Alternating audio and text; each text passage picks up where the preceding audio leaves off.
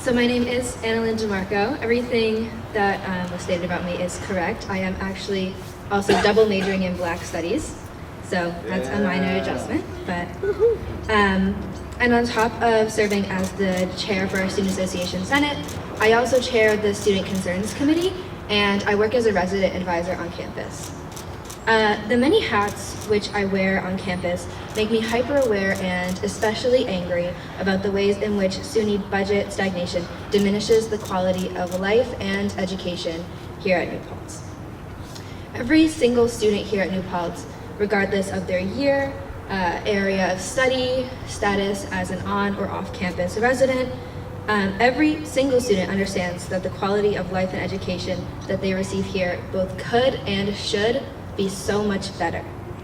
Students know that they deserve better than to be inhaling mold in their dorm rooms.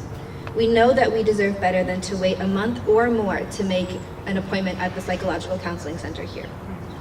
We deserve better than to be denied semester after semester access to classes that are required to graduate. We deserve better than to have to take an extra semester or year to complete our undergraduate degrees. We deserve better than to graduate from a public university with tens of thousands of dollars in student debt. We deserve better than having to work 2, 3, or 4 on and off campus jobs and still accumulate student loans. The first sentence of the SUNY mission statement reads, "The mission of the state university system shall be to provide to the people of New York educational services of the highest quality with the broadest possible access, fully representative of all segments of the population in a complete range of academic, professional, and vocational post-secondary programs." When the SUNY budget is stagnant and declining, the mission statement becomes impossible to fulfill. Budget stagnation will not affect everyone and everything equally. It will affect Black Studies departments and programs the most. It will affect Latin American and Caribbean Studies programs and departments the most. When money for our mental health resources has stagnated, it is the students who cannot afford to seek mental health resources off campus who will be affected the most. When we do not have the money or staff to fix broken elevators and wheelchair lifts, it is our students with disabilities who are affected the most. Let me be clear that the list goes on and on. Your failure to provide us with adequate funding affects all students, but it will affect certain students significantly more. Where is your broadest possible access when the SUNY budget is stagnant?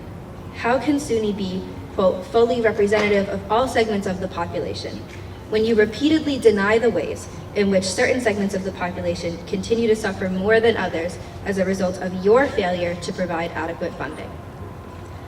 I grew up hearing the phrase, "The children are our future." Well, I'm 18 now, the future is here, and it is imminent. We are about to make decisions about where to go to graduate school, where to look for jobs, where to call home, where to raise families. We are your voters now. We at SUNY New Paltz refuse to serve a state and a people that has not served us. When New York treats its future well, the future will reward New York. But for the time being, the future is furious. SUNY needs money.